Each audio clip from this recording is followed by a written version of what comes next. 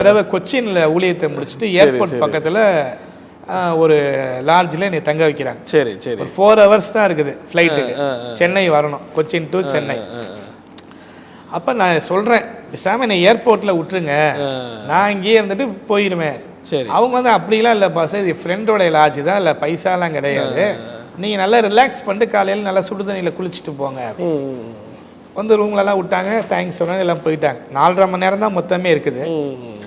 அப்போ நான் ஜெபம் பண்ணுறேன், ஆண்டவர் இன்னைக்கு செஞ்ச ஊழியங்கள் எல்லாம் கரத்தில் ஒப்பு கொடுக்குறேன், தொடர்ந்து ஊழியம் செய்ய பலன் தாங்க, அப்படி இப்படின்னு ஜெபம் பண்ணிவிட்டு ஜெபத்தை முடிக்கும் போது ஒருத்தவங்க யாரும் செருமுறாங்க அப்படின்ட்டு.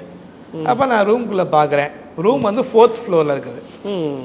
ரூம்குள்ளே பார்த்துட்டு எனக்கு அப்போது பிசாசு அப்படிலாம் எனக்கு தோணல. சரி சார், பக்கத்து ரூம்லேயே சவுண்டு இங்கே வரும் போல இருக்குது. அது என்ன இவ்வளோ ஒரு வீக்கராக இருக்குமா, செவுரு வந்து இவ்வளோ இல்லாமல் இருக்குது அப்படின்னு நினச்சிக்கிட்டேன். நினச்சிட்டு படுக்கிறேன். படுத்துட்டியா அப்படி கேட்குது.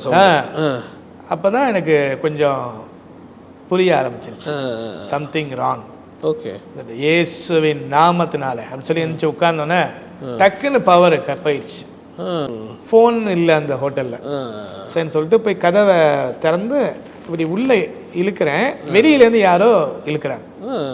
நான் உள்ளே இழுக்க வெளியில் இழுக்க ஒரு 3 தடவை 4 தடவை ஆயிடுச்சு. அப்புறம் என்ன பண்ணேன்னு சொன்னால், காலால் எட்டி உதச்சேன் அந்த கதவை.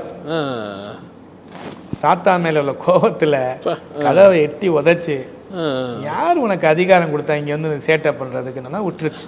கதவை திறந்து பேசாம வந்து லிஃப்டில் வந்தா அடுத்த சோதனை. ஒவ்வொரு ஃப்ளோர்லேயும் லிஃப்ட் வந்து ஒவ்வொரு ஃப்ளோர்லேயும் லிஃப்ட்டு நிற்குது, கதவு திறக்குது, மூடுது, அடுத்தது யாருமே இல்லை. யாருமே இல்லை. சரி, நமக்கு தான் அந்த போராட்டம்னு சொல்லிட்டு அந்த ரிசப்ஷனில் போய் எழுப்பினோன்னே வந்தா திருப்பி அதே தான். அவர் டென்ஷன் ஆகி மலையாளத்திலே திட்டுறார், யாரோ ஒருத்தன் பட்டனை எல்லாத்தையும் அமுக்கி வச்சுட்டு போயிட்டான் அப்படி சொல்ற. அவர் தெரியல 2 மணிக்கு யாருங்க வந்து சரி இருந்து அங்க வந்துட்டு ஃபியூஸ் பார்த்தாரு, ஃபியூஸ் போயிருந்துச்சு, ஃபியூஸ் போட்டாரு. போட்டுட்டு திரும்பும் போது அவர் காலை தட்டி விட்டுச்சு. திரும்பின வேகத்துல கீழே விழுந்தோன்னே பயந்துட்டார். ஏன்னா நான் அந்த பக்கம் நிக்கிறேன். சரி, அவருக்கு தடுமாறி கீழே விழுந்தோன்னே சைத்தான் சைத்தான் அப்படின்னு சொல்லி கத்துனார். சார் சார் நீங்க வாங்க, ஒன்றும் இல்லையான்னு சொல்லி ஆண்டவரே அப்படின்னு நான் ஜெபம் பண்றேன். ஜெபம் பண்ணிட்டு அதுக்கப்புறம் லைட்டை போட்டுட்டு தூங்கிட்டேன். சரி, எனக்கு டயர்டு. அதுக்கப்புறம் எந்த டிஸ்டர்பன்ஸும் இல்லை, கர்த்தருடைய கிருபையில தூங்கிட்டேன். சரி.